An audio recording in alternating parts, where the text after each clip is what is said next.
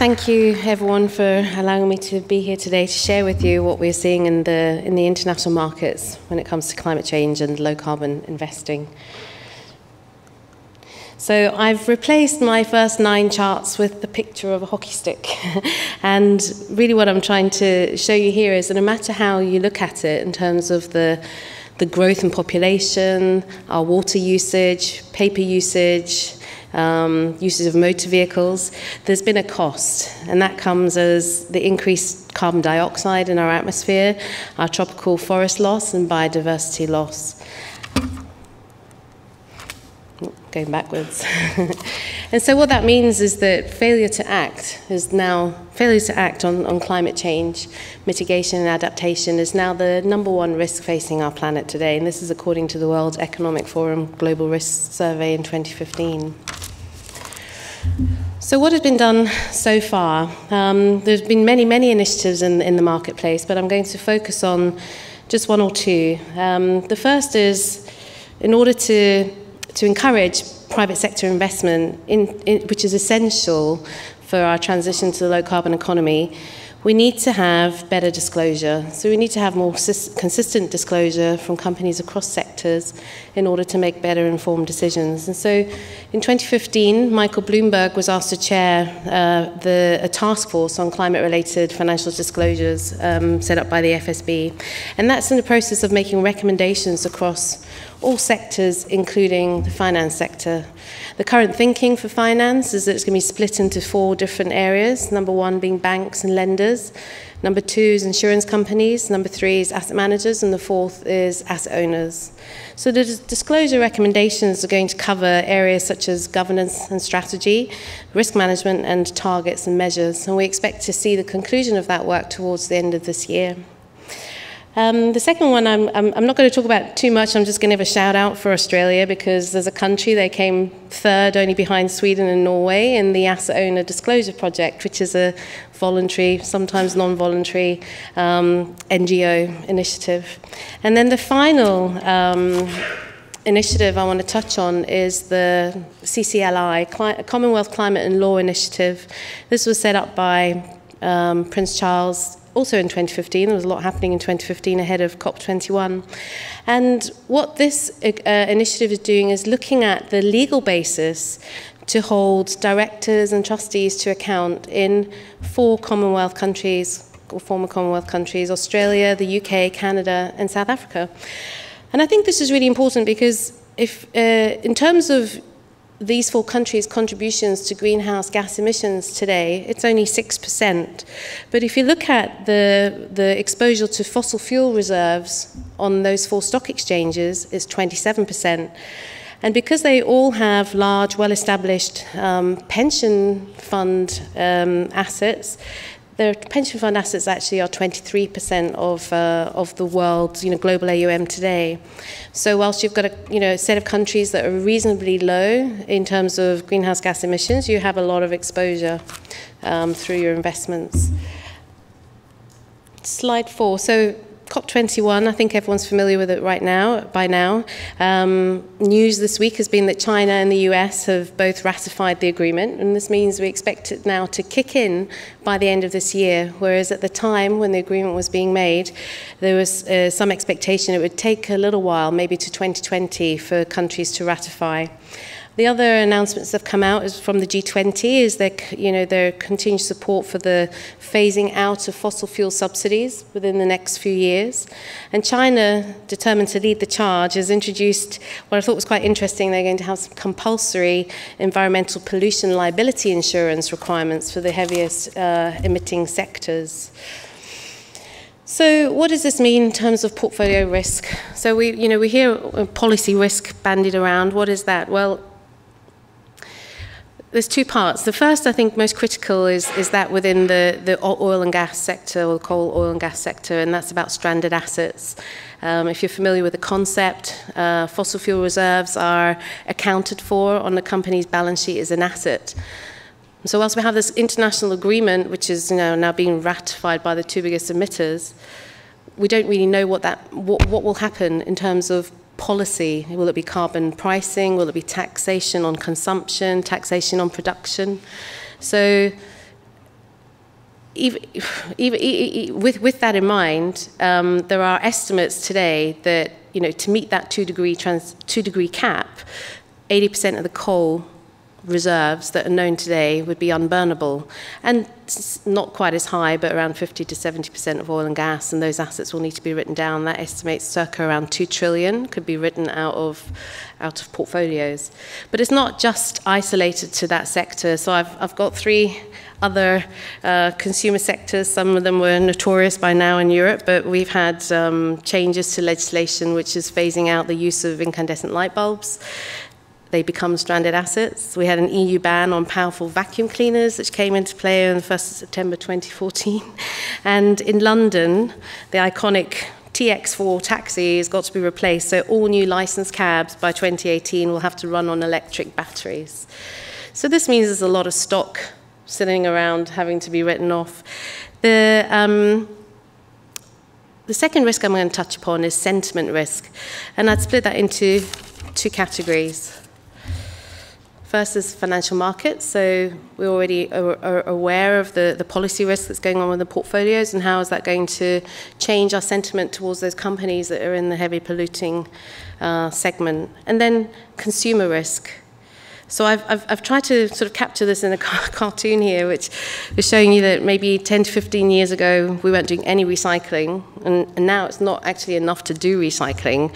Your neighbor's going to look at you funny, and you'll probably get charged on the pavement for having too much recycled rubbish to throw away. So that's just a sort of an example of how changing attitudes are changing in today's world. There are 3 others: transition, litigation, and physical. Kelly's going to cover transition and physical, so I don't tend to stop on that today. So what are the investment implications? Again, this is a familiar chart that I'll skip through because Alexis has covered it. And I'm going to go to equity risk, because as you've seen from the, what did you call it, beach ball? Yeah, the beach ball showed that developed market equities are potentially the most adversely affected asset class within a portfolio. And so, there's two different ways of looking at that. The first is, the risk of investing in the wrong place, so being hit by those policy and sentiment risks, or missing the upside as companies do well and benefit from the transition to the low-carbon economy. And the second is the risk of the changed outcome for your portfolio vis-a-vis its benchmark. And so benchmark risk is something that customers are continuing to be concerned about. So the potential strategies that we're seeing coming from clients in Europe and the US. There's a range, but I'm going to cover probably just the first 3 in this slide today. So the first is very, very simple. It's around fossil fuel divestment, and there's been a number of indices launched which exclude fossil fuels from the indices. So FTSE have, as well as MSCI. Now this has been driven by investors taking the initiative and wanting to do it, but we've also seen in the US 3 different states have introduced fossil fuel divestment acts in the past year. So that's California, New York City, and Washington. So they are mandating that their pension funds have to exit fossil fuels. The measures are not the same, the laws are not the same, but over the next few years, they're having to sell out of those sectors. So what does this do? It removes undesirable stocks from the portfolio. It's designed as an index, so it's low cost. But really, divesting from fossil fuels doesn't actually do very much to aid the transition to a low-carbon economy. So the next segment strategy I'm going to come to is divest, invest. So looking at your green-brown share. So that would be, divesting from the brown areas of the economy and reinvesting that into newer, low-carbon economy, for example, renewable energy. And what this does is, again, it shifts from risky to potential winners, but it doesn't actually do much to help long-term changes within companies to transition to a low-carbon economy. The third is probably the most popular, the most common request that we're seeing, and that's for portfolio tilting and optimization, using carbon data. So it's overweighting companies that have a lower carbon footprint based on Scope 1 and Scope 2 of emissions, Scope 3 being less well reported and therefore more difficult to use in a systematic approach. But what it allows is for the clients to develop or to ask for more bespoke solutions for them. And I'm going to skip to the next slide, which gives you an example of some of the requests that the asset management community are receiving from pension funds today. So this client has already got, a portfolio. It has managers in there that are giving him good access or good exposure to quality, momentum, and size, small cap. So he doesn't want to negate the good benefits of that. He's looking for a pure factor exposure to value, whilst at the same time trying to limit his exposure to coal reserves in particular, most concerned about those, but also with some reduction on oil and gas, and as well as a total emissions exposure overall. They were also asking for governance or other ESG factors to be taken into account, and for there to be outright exclusions on certain controversial weapons, which is very common. And you can read the rest of the constraints there. So this is the type of mandate that clients are putting out to tender and asking a range of asset managers to come back and see how they may help. Oh, gone backwards. And so with this type of a strategy, I think what you have to do is focus on ensuring that your risk budget, your tracking error budget, is allocated to the risk and opportunities that the client has, is seeking within the portfolio. So within the optimization approach, we would look at style exposures as well as the carbon objective, governance, geographic, and idiosyncratic risk constraints. And with the objective is to have the lowest turnover as possible. Here they've stated an ex-ante tracking error of less than 1.5%. So that is, fairly typical, with small customizations around the edges of what clients in Europe and the US are looking for today. It coincides very well with the focus on factor investing, focus on low cost investing in a low return environment. So I think there's been quite a big shift in systematic strategies in this area. But again, they don't necessarily help with the transition to they're not the silver bullet. None of these strategies on their own will help us transition to a low carbon economy. And so a sort of final point I say is that you've heard about it already this week, but stewardship is critically important, and it is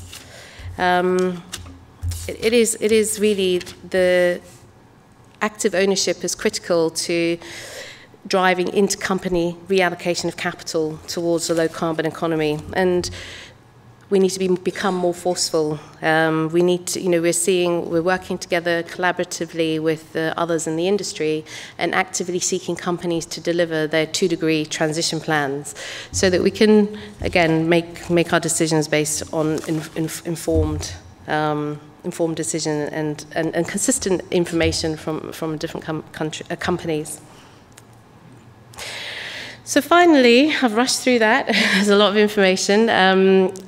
I'd just probably say that change is hard and change is scary, and some of us still thinking change may not be necessary, not least because of the scientific evidence, but also that there may be technological solutions that come through to help us resolve the issue with climate change. But what's the worst thing that could happen? We leave a legacy for our children in the form of cleaner cities, cleaner air, healthy children, and for that reason you can count me in, and I hope we can count you in too. Thank you.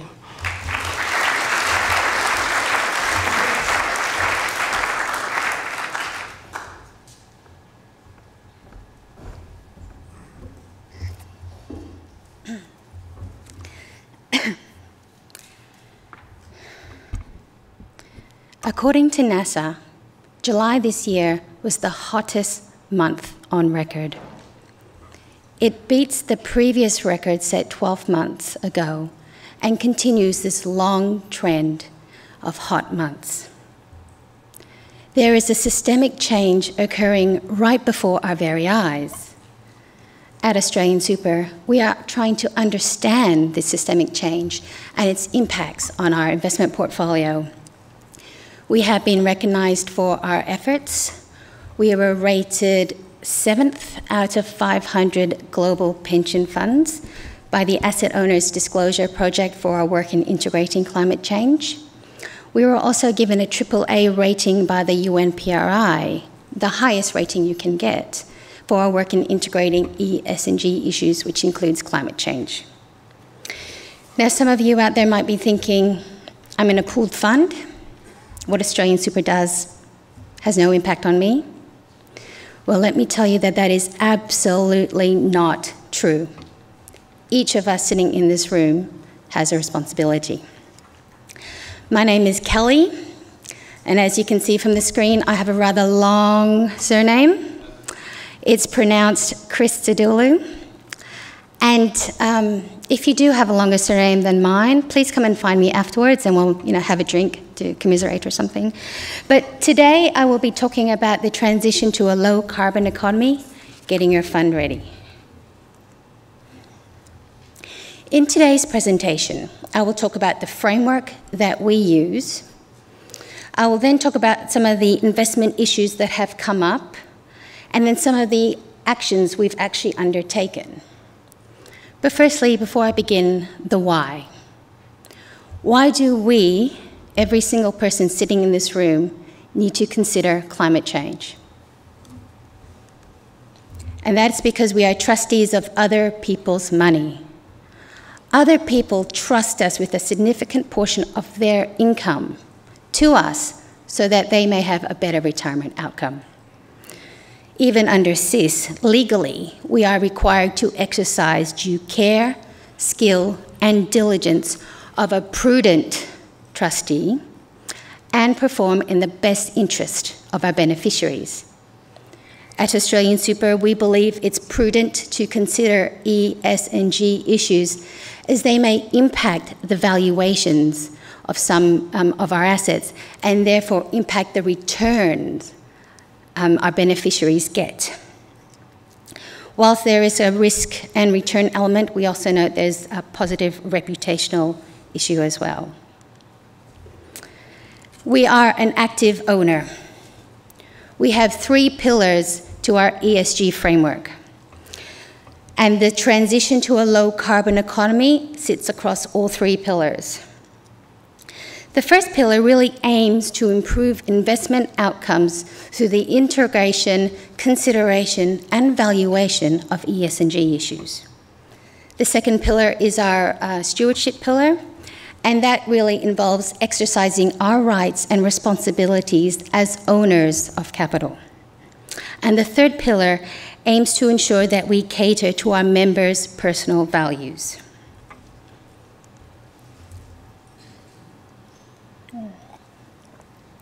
So when we first started considering climate change a few years ago, we decided that we were not climate scientists. I'm not a climate scientist. I'm many things. A climate scientist I'm not. No one at the fund is a climate scientist. So we decided to accept what 97% of the science was telling us. As an investor, this level of acceptance of science is enough to make climate change a real issue. Indeed, we're seeing governments, policymakers, businesses, society, and our members believe and act that climate change is real. So it really doesn't matter if you personally believe in climate change or not. You will now need to act.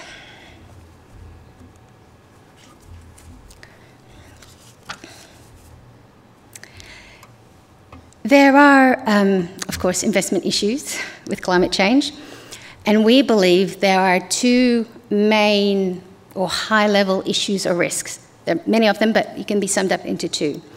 The first one is the transition risk or issue, and the second is the physical impact risk or issue. Under the transition risk, this really revolves around the constraint of fossil fuel consumptions. And this occurs through 2 ways: policy and technology. The policy part is really a cap and trade, a carbon tax, and even improved product standards. And indeed, following on from the Paris Agreement, we expect to see more policy both here in Australia and overseas. Under the technology side, this includes technology development, technology disruptions, and the falling costs of renewables. And the other high-level risk is the physical impact risk, and that's just the physical damages to the assets that we own. Now, there are challenges. The biggest challenge is timing. We know policy is coming, but we don't know when, and we don't know exactly what it's going to be. We know greater climate variability is coming, but we don't know what it is or when it's going to hit. However, this uncertainty is not an excuse to do nothing. In fact, it creates a greater impetus for all of us to do something about it. We need more research. We need to build our knowledge even more.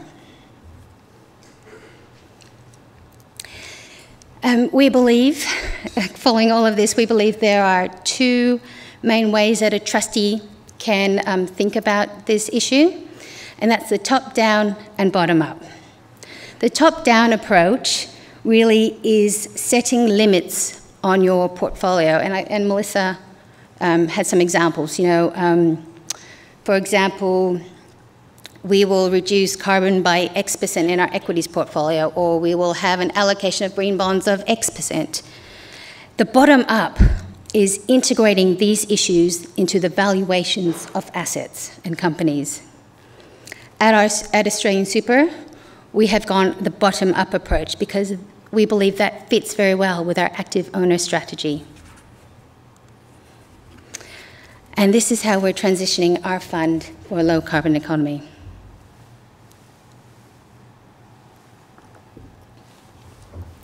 The first pillar is we really aim to ensure that it's considered into the investment considerations. We do this by carbon footprinting, developing a materiality assessment, as well as engaging with our fund managers. Pillar 2, we aim to improve the integration and consideration of these at the companies that we invest in. So we have direct engagement at both the companies and fund managers, and we vote. Pillar 3, we have an investment option that excludes high fossil fuel companies. Now, what I would like to stress is this is absolutely the start of our journey. We don't have the answers, but we are on our journey or path, or whatever you want to call it. We're on our way to building our knowledge to understand how this will impact our members. Now, I will just go and explain some of these issues. Every 2 years, AustralianSuper commissions an external service provider to conduct a carbon footprinting assessment of our equities portfolio. The most recent one was completed in December last year. So as you can see, 2015, our portfolio was 10.63% less carbon intensive. But so what? So what, right? I mean, did our fund managers suddenly realize, think, oh, we have to prepare for the low carbon economy and divest? Or was it due to the commodity prices? And if prices were the other way around, would this be different? So I'll tell you how we use it. We use the carbon footprinting to identify those companies that are most exposed to this transition risk. And then we engage directly with them and or with the fund manager to understand how they are managing this transition. Just a word of caution, though, if you are thinking about getting a footprinting, there are many service providers out there, and you need to be comfortable about their methodology of estimating. So only about half the companies actually disclose their carbon footprint. The external service providers, therefore, have their own methodology to determine the other half. So just make sure you do a comparison because they are quite different. Materiality, okay. In the ESG world, there are many, many ESG issues. And I've seen a couple up on screen, sugar, diversity, everything. And there's lots of noise. So what we decided to do is we decided to understand which ESG issues can impact company valuations. Working with our internal funds management team, we asked specifically, tell us what ESG issues at a sector level can impact a company's key value drivers, its strategy, or its business as usual activities. We therefore then built our own ESG materiality matrix for 20 gig sectors. And we found that for 4 sectors, carbon has or will impact the valuations if it is not managed well.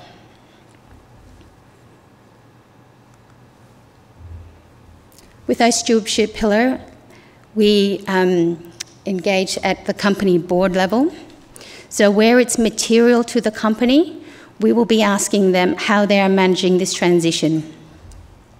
With our fund managers, we also ask them, we look at companies within their portfolios and we meet face to face and we ask them specifically how they are considering and evaluating these issues. We've also been voting at recent climate change AGMs.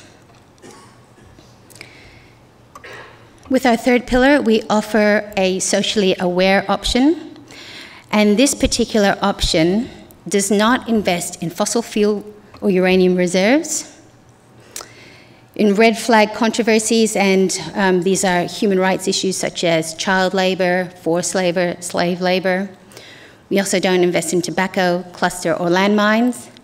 And for ASX companies, we do not invest in any companies that have all male boards. Now today I've talked about the transition, but closely linked is the physical impact risk and therefore adaptation. We really can't discuss one without the other, but perhaps that's a discussion for another time. This brings me to the end of my presentation, and I will be around the next day or so, so please come up and ask me any questions if you don't get through to them today, or if you have a longer surname than mine. Thank you.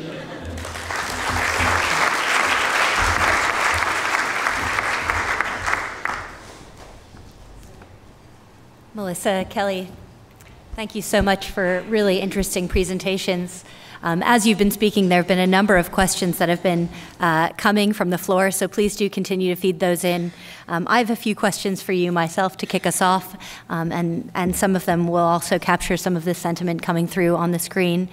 The theme of today's panel was transitioning to a low-carbon economy, getting your fund ready. So for, I imagine some of the people in the audience here who said, yes, we think climate change is a risk, what would be the first thing you would recommend they do to start to get their fund ready? Melissa, can we start with you? Yes, sure, thanks. Is that on? Can you hear me? Yeah. I think the first thing to do is make sure you actually have the discussion, so you need to put it on the agenda at your next board or investment committee meeting.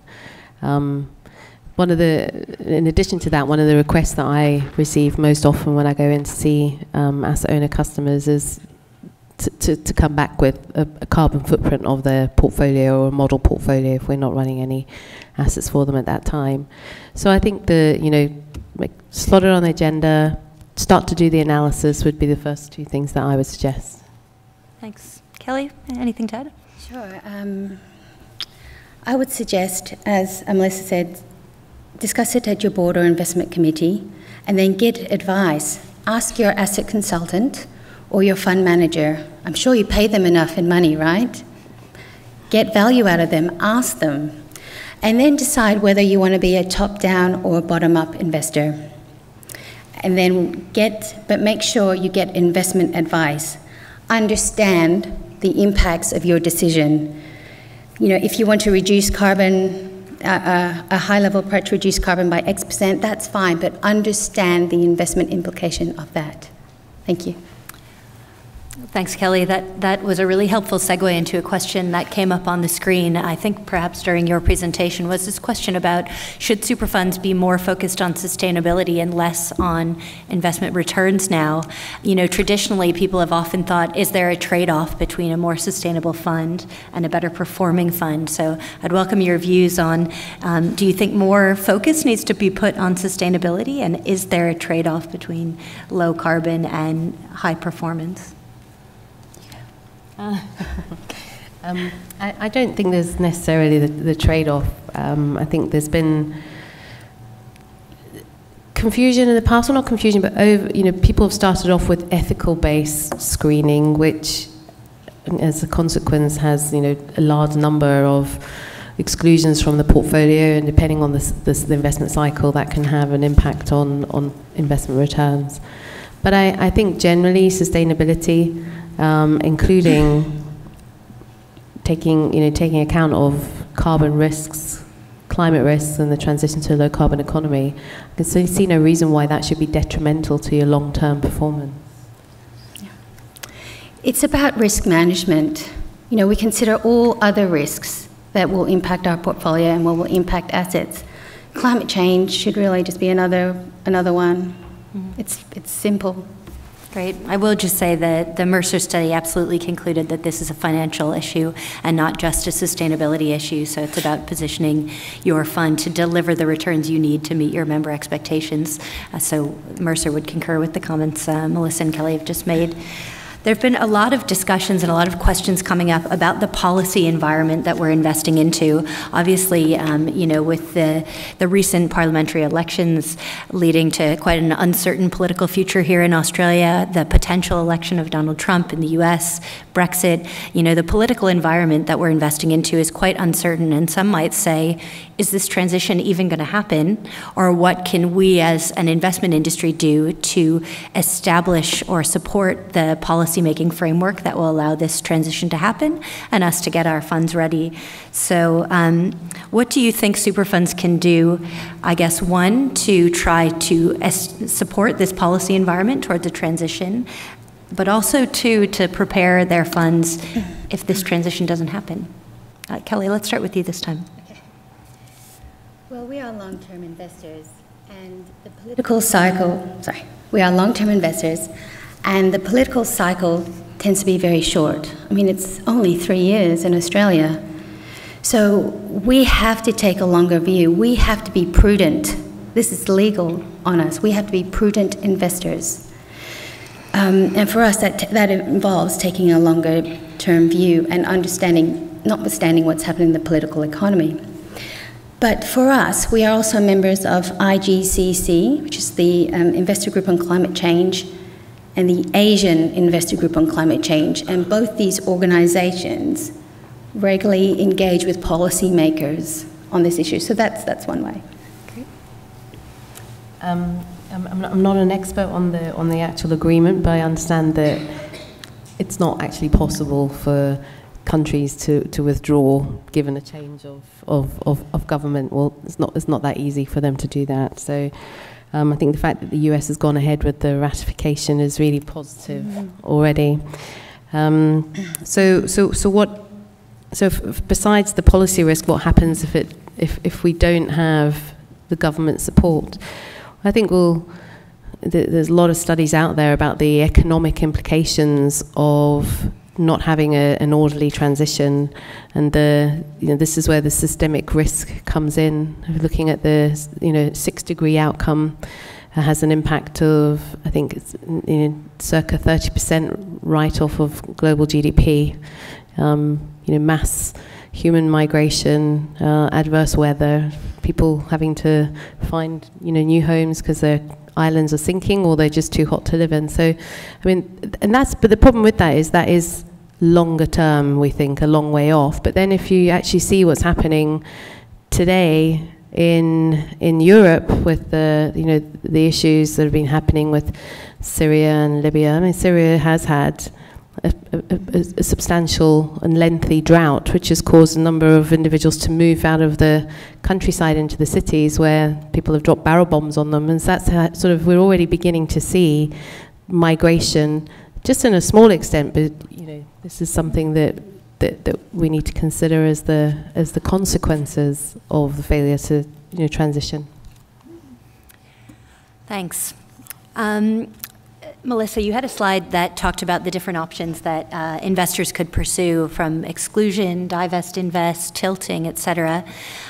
There have been a few questions that have come up about what is the role of divestment for clients that you've worked with or investors is divestment really intended to lower carbon emissions when in fact someone else is most likely buying those assets if they're divesting, or is there perhaps another goal in mind?